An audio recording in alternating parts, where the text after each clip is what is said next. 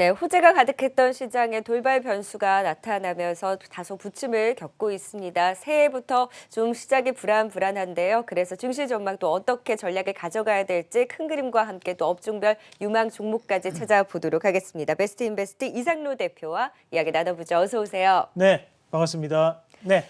새해부터 좀 불안하죠. 오늘 또 한 주의 네. 시작 월요일장인데 지난 금요일의 흐름을 그대로 이어받으면서 또 코스닥 시장 2% 넘게 빠지고 있습니다. 과연 중동발 악재, 지금 또 이란 쪽에서도 좀 보복을 했다라는 네. 뉴스가 전해지기도 했는데 갈등이 격화되면서 단기 이슈에 좀 무게를 두는 분석이 많기는 한데 불확실성 계속되고 있잖아요. 어떻게 좀 보셨어요? 사실 오늘자 뉴스가 이제 7시 24분 뉴스였죠. 그래서 미국인 3명이 사망했다라는 뉴스가 이제 나왔었고, 실질적으로 이제 우리가 이런 이란에 대한 이슈는 오늘 아침에 갑작스럽게 불거진 이슈는 아닙니다. 우리가 2019년 4월 달부터 미국에서는 계속적으로 이란에 대해서 상당히 압박을 해왔고, 거기에 따라 가지고 우리나라에게도 이란산 원유에 대한 수입을 하지 말라는 그런 무역에 대한 부분까지도 얘기를 했었던 상황이었죠. 그래서 이란산 원유에 대한 수입은 지금 거의 없다라고 생각을 하시면 되고, 그럼 여기에 대한 영향은 거의 제한적일 수밖에 없다라는 부분으로 우리가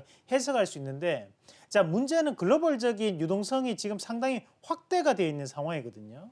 거기에서 이제 이란과 그리고 미국에 대한 충돌 자체는 글로벌적인 불확실성이 또다시 한 번 더 확대될 수 있는 여지로 우리가 한번 보실 필요가 있습니다.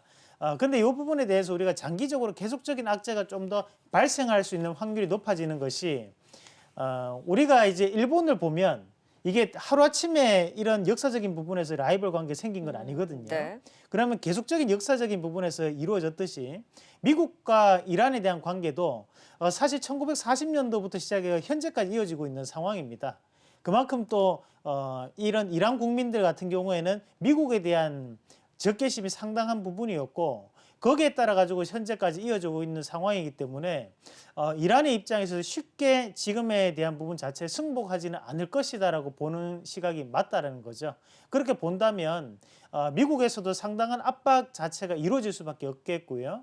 그러면 이걸 단기적인 이슈보다는 좀 더 장기적인 이슈로 우리가 좀 더 봐야 되는 시각이 높지 않나라는 말씀을 함께 드리면서, 이 이란산 원유를 가장 많이 수입하는 나라가 또 중국이에요.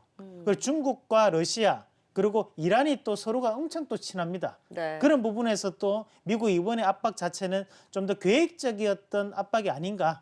그래도 우리가 중국이나 러시아보다는 이란이 좀 더 만만할 수 있겠죠. 미국 입장에서는. 그런 부분이기 때문에 앞으로도 이런 세계에 대한 패권을 노리는 미국 입장에서는 좀 더 장기적인 이슈가 되면서, 그리고 이런 장기적인 이슈로 끌고 갈수록 트럼프 대통령에 대한 재집권도 좀 더 유리할 수 있는 측면이 좀 나타날 수 있겠죠. 그런 것까지 우리가 좀 더 판단하시면서 볼 필요가 있다는 말씀까지 드리면서, 자, 뒤에 한 명 같이 한번 보면서 네. 리스크를 한번 같이 진단을 한번 해보도록 하겠습니다. 네. 자, 준비된 PPT 화면 같이 보실 텐데요. 일단 기본적으로 지금 현재 악재가 상당 부분 장기화될 수 있다는 것도 우리가 한번 열어놓고 생각을 하셔야 되는 건데, 자, 두 번째 보시면 이제 이란산 원유에 대한 이슈가 되면서 오늘 보면 에너지 관련주들이 대부분 다 반등이 크게 나타나고 있거든요. 이런 부분 자체를 좀 더 살펴보실 필요가 있다는 거고, 자, 세 번째는 바로 시장에 대한 유동성이 확대가 돼 있는 시점에서, 자, 우리나라도 금리 인하를 계속적으로 해왔고 미국도 금리 인하를 해왔었거든요. 그러나 시장에 지금 통화량이 상당 부분 풀려 있다고 봐야 된다는 거죠. 그러나 그 돈이 풀려 있는 상황에서 하방 경직성은 상당 부분 제한적일 수 있다. 그러면 상승에 대한 부분도 제한적일 수 있겠지만 하방 자체도 상당히 제한적일 수 있다는 거거든요. 그런 시장 자체는 개별주에 대한 분위기가 좀 더 연출될 확률이 대단히 높다고 판단하실 필요가 있겠고요. 1차적으로 코스피 같은 경우에는 2140에서 2150포인트 현재 권역 자체가 좀 더 하방에 대한 경직성을 이룰 수 있는 반면에 코스닥 같은 경우에는 하방을 좀 더 열어놓고 좀 더 생각하실 필요가 있지 않겠나라는 말씀까지 함께 드리도록 하겠습니다. 그러면 사실 분석들이 좀 다소 엇갈리고 있어요. 지금 장기 악재 가능성, 불확실성이 조금 더 지속될 수 있다라는 데 무게를 실으시면서 이제 분석을 해주셨잖아요. 네. 그러면은 워낙 이제 위험 자산, 리스크 온 심리가 이제 강하기 때문에 긍정적으로 봤던 부분에 있어서는 그러면은 경계감을 가지고 이제 시장을 다시 한번 이제 시각을 전환시켜서 봐야 된다라는 의미로 해석을 해도 되나요?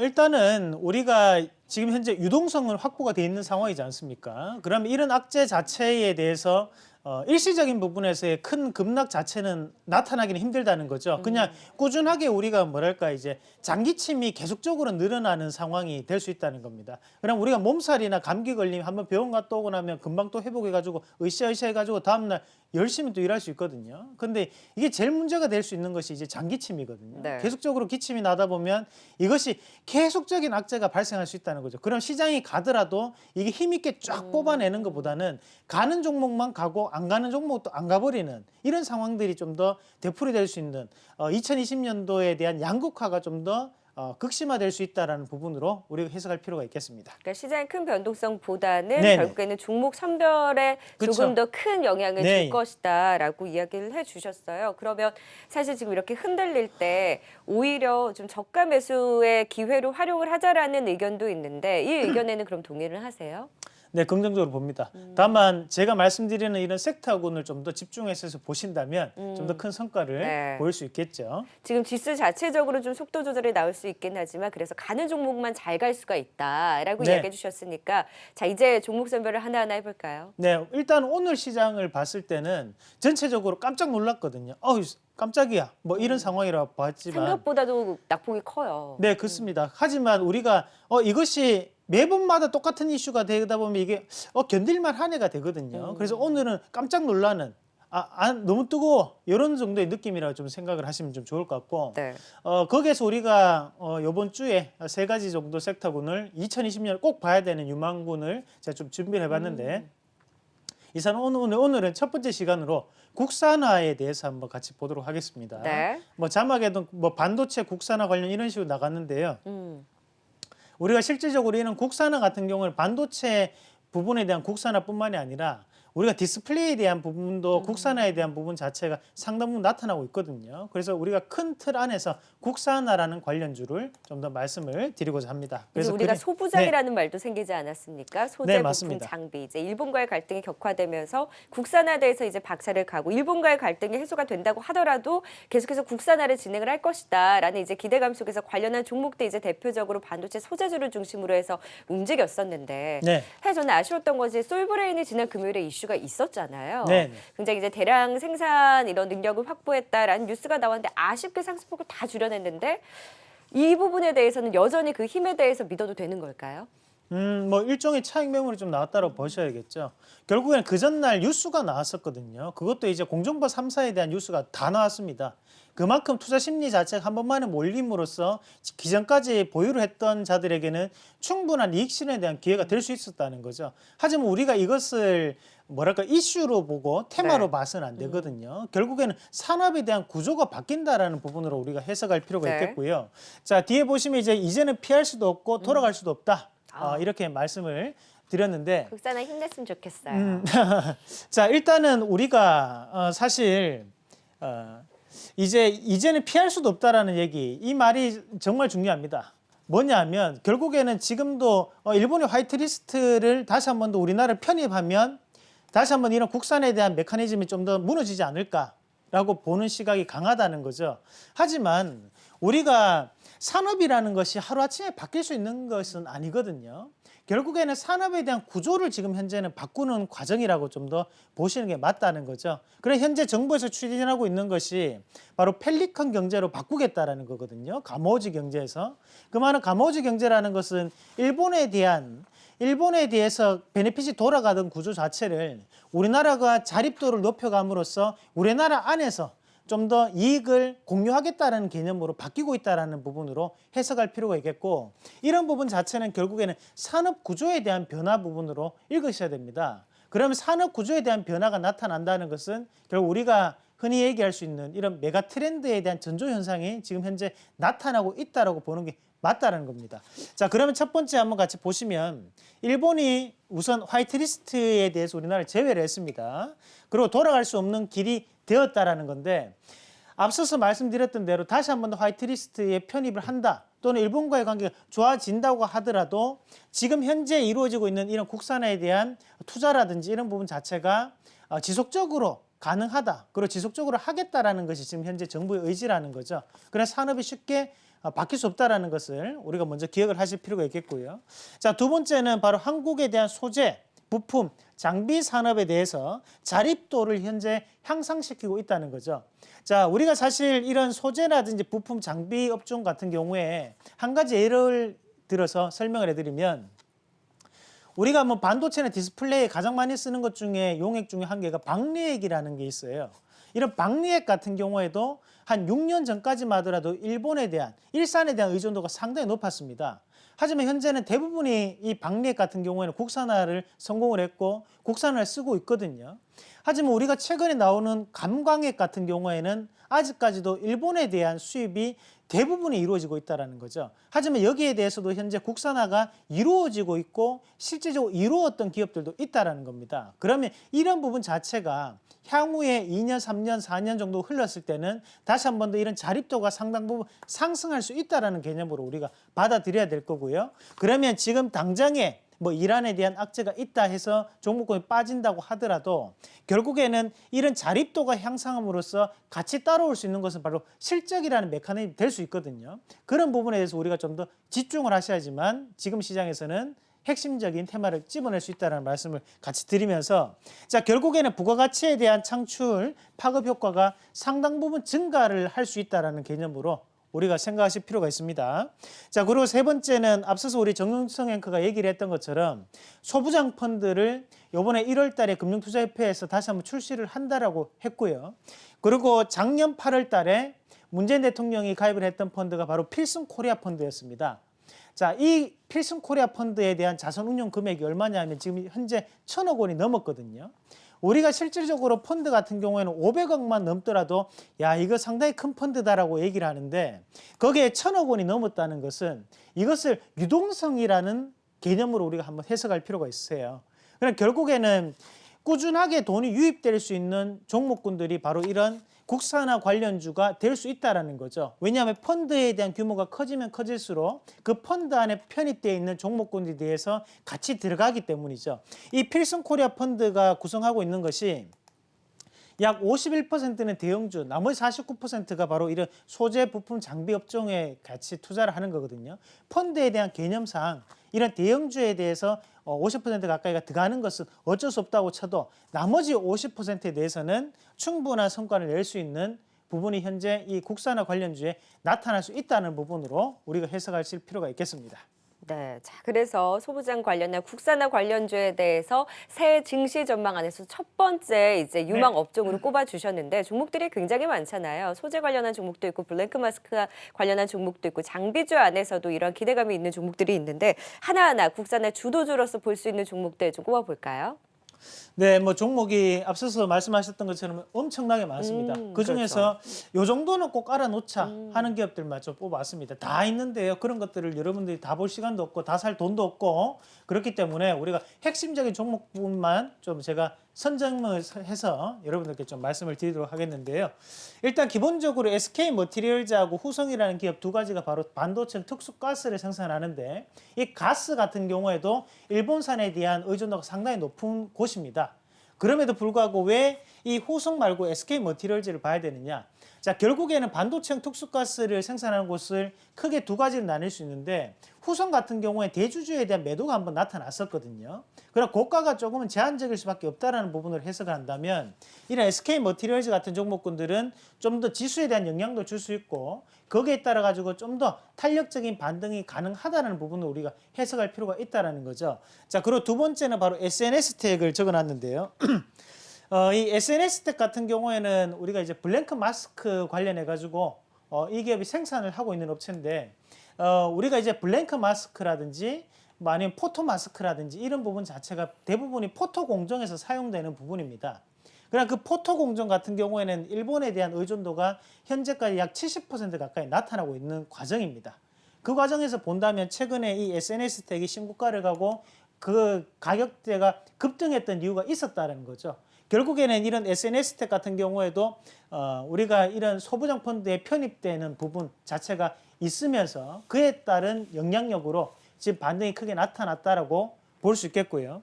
자, 그리고 세 번째는 이제 YMT라는 기업인데 자, 이 YMT라는 기업은 PCB 판을 생산하는 업체입니다. 거기에 국산화에 대한 PCB판을 생산할 수 있는 기업이기 때문에 우리 이런 기업들은 소형주지만 여러분들이 관심 있게 알아두시면 좋을 것 같고요. 자, 그리고 여기에 이제 솔브레인 또 같이 보시겠는데 솔브레인 최근에 많이 올랐죠. 그러니까 여러분들 아시다시피 이제 불화수소 관련해 가지고 얘기가 많이 나오는데요. 자, 이 불화수소하고 앞서 봤던 이런 블랭크 마스크하고 요 두 가지 종목에 대한 공통점이 있다라는 거죠. 바로 전공정 업체들 안에서 또 전공정 안에서 이루어진 업체들이란 얘기거든요. 그럼 우리가 이런 국산화에 대한 얘기가 나왔을 때는 반도체에 대한 8대 공정 중에서도 전공정 관련으로 좀 더 집중해서 보셔야지만 거기에 대해서 좀 더 탄력 있는 움직임을 얻을 수 있다는 부분을 꼭 기억을 하시길 바라겠습니다. 전공정입니다. 자, 그리고 여기 동진세미캠이 이런 기업들이 상당 부분 중요한데요. 이런 것도 이제 별표 두개 합니다. 자, 이 동진세미캠 같은 경우에도 우리가 아시다시피 감광액을 만드는 업체인데 이 감광액 같은 경우에도 바로 포토 공정에서 생산을 해내는 부분이거든요. 특히 감광액이 일본에 대한 의존도가 상당히 높은 물질 중에 한 개입니다. 거기에 따라 가지고 충분한 효과를 볼 수 있는 기업 중에 한 개다. 그렇게 좀 보시는 게 맞겠고요. 자, 이오테크닉스는 바로 OLED 장비에도 들어갈 수 있는 부분인데요.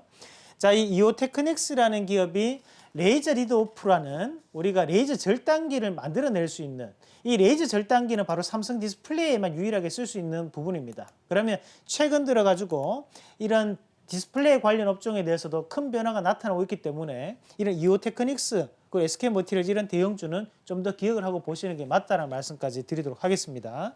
자, 그리고 이 SNU는 현재 이제 삼성 디스플레이에서 지분을 보유하고 있는 업체고요. LCD에서 상당한 두각을 나타냈지만 이게 OLED로 넘어오면서 지금 이 SNU 이런 기업들이 최근 주가가 상당 부분 많이 빠졌는데 이런 것들이 좀 더 한번 여러분이 눈여겨볼 수 있는 전략으로 말씀을 드리겠고, 자, 그리고 여기 필옵틱스는 중요한 키워드 딱 한 가지 말씀을 드리겠습니다. 노광기라고 있습니다. 노광기. 자, 노광기라는 것이 이 포토 공정에서 직접적으로 우리가 이런 반도체 웨이퍼가 있다면 거기에서 회로도를 그리는 것이 가장 중요하거든요. 이 노광기는 현재까지도 99.9%를 일본에서 수입을 하고 있습니다. 그 노광기를 유일하게 국내에서 만들 수 있는 기업이 바로 이 필옵틱스입니다. 그렇게 말씀을 드리도록 하겠습니다. 네, 앞서서 근데 이야기 해주셨잖아요. 네. 종목들도 많고 다 살 수 없다. 우리가 그만큼 돈이 있지도 않다라고 이야기를 해주셨는데 사실 추세가 살아있는 건 SNS텍과 이오테크닉스고 네. 지금 좀 차익 실현 물량이 나오면서 이슈가 나왔는데 좀 상승을 시도했다가 빠진 건 이제 솔브레인이고 동진세미캠 주춤하죠. SK머티리얼즈나 뭐 동진세미캠은 큰 종목이어서 안정적으로 그나마 볼 수 있다고 하더라도 다른 탄력적인 국산화 종목들 대비로는 또 좀 주춤했었잖아요. 네. 그리고 이제 다른 종목들 오늘 또 하락하면서 원래 좀 다른 종목들 대비 덜 오른 종목군들도 뭐 YMT나 SNU 같은 종목 안에서 찾을 수 있을 텐데 추세가 살아있는 종목들 중심으로 볼까요? 덜 오른 종목 안에서 볼까요? 그래도 큰 종목 위주로 대장을 중심으로 좀 볼까요? 네, 일단은 우리가 기본적으로 판단하셔야 되는 것이 이 경제방송을 보시면서 시청자분들이 단타를 치시는 분들보다는 이상로라는 대표가 나와가지고 했던 종목군들이 3개월이나 6개월 뒤에 크게 올라갈 수 있는 종목군들을 대부분이 원하시더라고요. 네. 자, 그런 관점에서 본다면 네. 일단은 기본적으로 생각을 하셔야 되는 것이 지금 시세가 낮던 종목군들에 대해서는 단기적인 대응을 하시는 게 맞습니다. SNS텍이나 이런 종목들은 네, 그렇죠. 사실 우리가 이런 SNS텍이나 지금 솔브레인 같은 종목군들을 만약에 사셔가지고 여러분들이 수익을 내려고 한다면 몇 퍼센트를 과연 수익을 낼 수 있을까요? 10%? 20%? 과연 따블이 날 수 있을까요? 그건 어렵다는 거죠. 자, 그러면 우리가 여기에서 보시다시피 대형주 같은 경우에는 안정적인 포트를 운영하는데 좋겠고요. 대신에 중소형주 같은 경우에는 일부러 지금 시세가 안 났던 종목군들을 가지고 왔거든요. 네. 그것은 뭐냐면 우리가 지금 현재 제목도 2020 섹터 베스트입니다. 그럼 2020년도에 확실하게 좀 더 크게 나에게 수익을 줄 수 있는 종목군들을 선택하자는 개념이거든요. 이게 내일 아침에 당장 수익이 나야 되는 종목군을 선택하는 게 아니라는 거죠. 네. 자, 그런 관점에서 본다면 저는 이런 소형주 위주 또는 이런 개별주 위주로 좀 더 여러분들이 구성을 하시는 것이 훨씬 더 도움이 될 것이다. 자, 그것이 지금 당장 결과가 안 나올 수 있습니다.